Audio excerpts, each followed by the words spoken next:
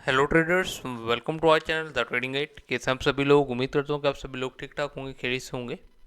And welcome to our channel. Video थोड़ी late आई है, उसके लिए माजरत। आज का हमारा टॉपिक है supply and demand zones. Supply and demand zones क्या होते हैं, और सप्लाई एंड डिमांड जोन्स को क्या यूज़ करना चाहिए या फिर नहीं करना चाहिए। और सबसे बड़ी जो मिसकंसेप्शन है कि सपोर्ट एंड रेजिस्टेंस अच्छी है, एसएमसी अच्छी है, ऑर्डर ब्लॉक्स अच्छे हैं, या सप्लाई एंड डिमांड जोन्स अच्छे हैं। इंशाल्लाह आज की इस वीडियो में मैं आपके तमाम तर सवालात के जवाब देने वाला हूं। और ये वीडियो के बाद इंशाल्लाह आपको कोई और वीडियो देखने का नहीं पड़ेगी। वीडियो को करते स्टार्ट। मेक श्योर कीजिए कि जिसने भी चैनल को सब्सक्राइब नहीं किया, चैनल को सब्सक्राइब करके बेल नोटिफिकेशन को ऑन कर लीजिए, ताकि आपको इसी तरीके से इन्फॉर्मेटिव वीडियोस देखने को मिलती रहें। सप्लाई एंड डिमांड जोन क्या है? सप्लाई का मतलब क्या होता है कि भाई सेलिंग क्वांटिटी मार्केट में है, और डिमांड का मतलब क्या है कि भाई डिमांड है। फॉर एग्जांपल, सप्लाई से होता क्या है? सप्लाई से होते प्राइस सप्लाई से प्राइस होती है सेल, और डिमांड से प्राइस क्या होती है? डिमांड से प्राइस होती है बाय। अब एक मिसकंसेप्शंस जो कि मोस्टली ट्रेडर्स के जहन में होती है कि यार क्या हम सप्लाई एंड डिमांड सीखें, क्या सपोर्ट एंड रेजिस्टेंस सीखें, या ऑर्डर ब्लॉक सीखें।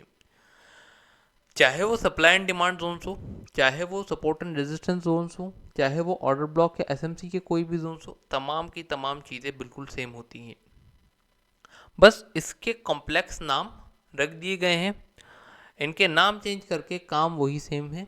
तो अगर बात करते हैं सपोर्ट एंड रेजिस्टेंस की, तो for example support and resistance में क्या होता है कि भाई प्राइस क्या करती है? प्राइस कुछ इस तरीके से आती है।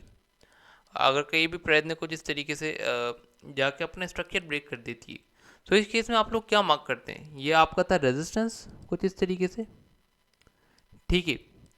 अब आपने ये सीखा है कि रेजिस्टेंस के ब्रेकआउट के बाद क्या होती है? रिटेस्टिंग। और रिटेस्टिंग जब होती है तो हमारी क्या बन जाती है? जो हमारा रेजिस्टेंस हो जाता है वो बन जाता है सपोर्ट। ये सुना या नहीं सुना? आप लोगों ने सुना है ना?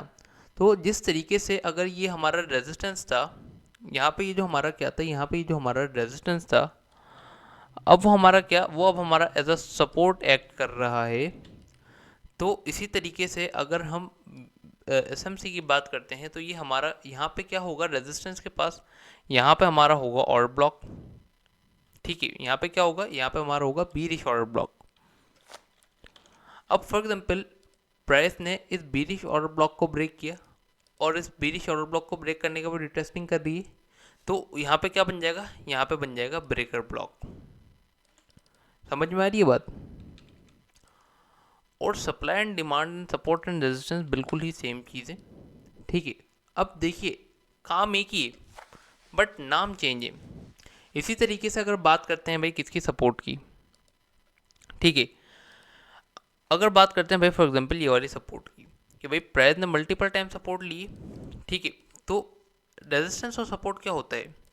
अब सबसे पहले ये चीज़ समझते हैं। रेजिस्टेंस, ट्रेडर्स क्या करते हैं? ट्रेडर्स फॉर एग्जांपल कि अगर मैं यहाँ पे आपको चल के दिखाऊं, तो भाई एक तरीके से फॉर एग्जांपल ये प्राइस ने क्या किया है?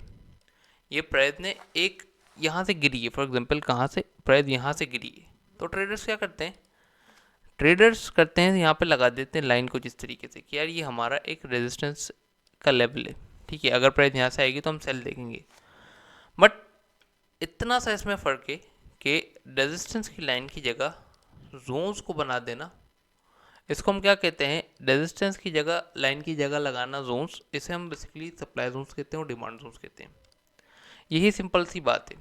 अब इसी तरीके से हम बात करते हैं किस चीज़ की? कि सपोर्ट की। सपोर्ट पे थे हम, ठीक है। अब सपोर्ट पे होता क्या है कि भाई फॉर एग्जांपल प्राइस कुछ इस तरीके से आई, और आने के बाद कुछ इस तरीके से प्राइस आई, और आने के बाद आपके सपोर्ट को तोड़ दी।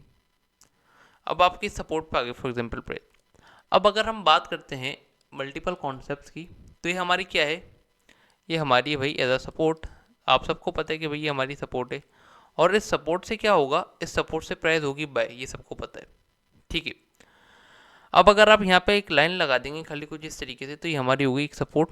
अगर आप जोन बना देंगे तो ये हमारा क्या हो जाएगा, ये हमारा हो जाएगा सपोर्ट की जगह डिमांड जोन, ठीक है।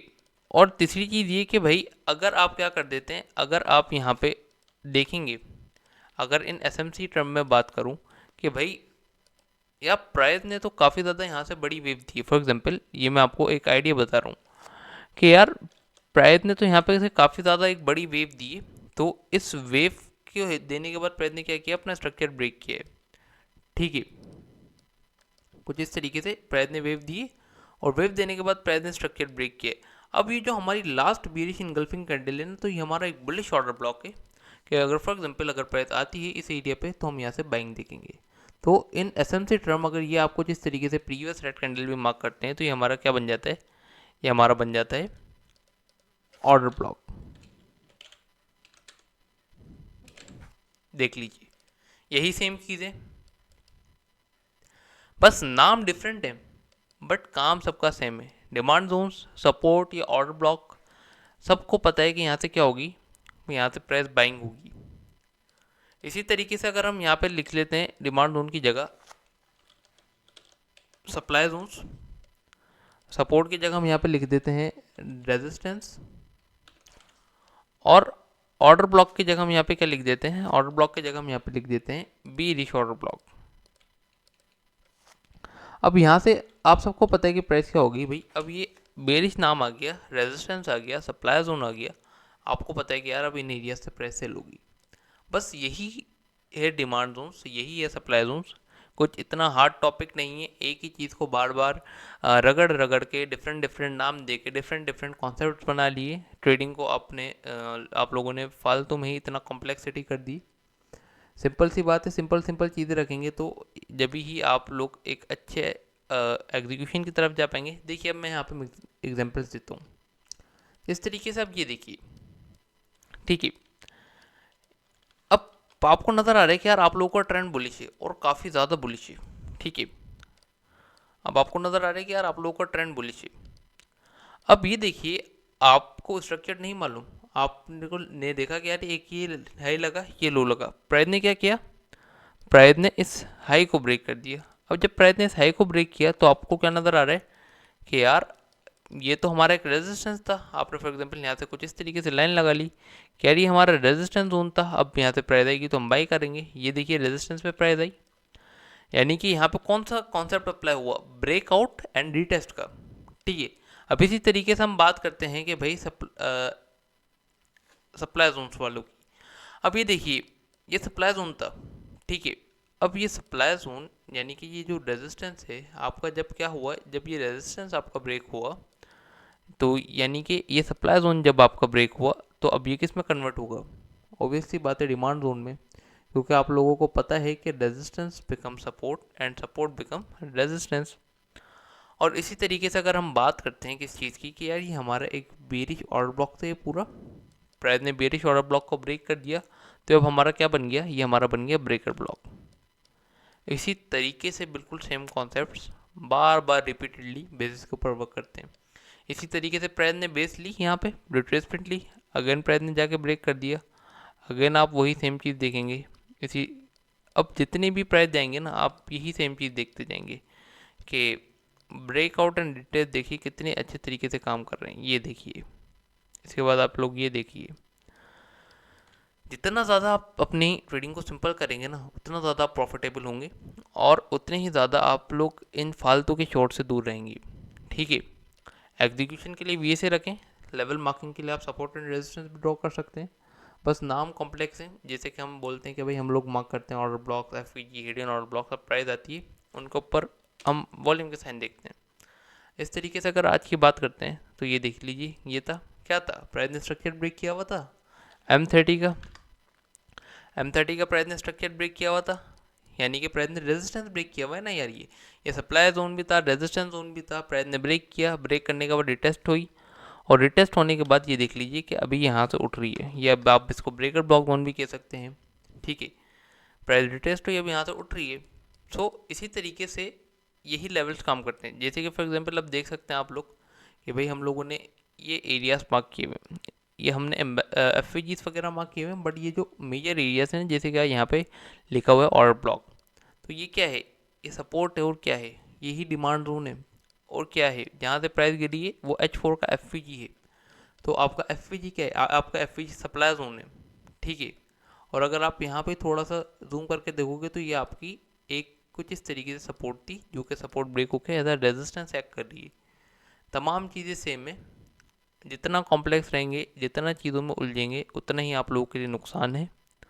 आई होप सो कि समझ में आ गई होगी बात आपको अच्छे तरीके से। This video is only for the educational purpose, not for the financial advice. इस वीडियो में जितने भी वर्ड्स इस्तेमाल किए गए हैं वो तमाम के तमाम एजुकेशनल पर्पस के लिए हैं, कोई किसी भी तरीके की फाइनेंशियल एडवाइस नहीं है।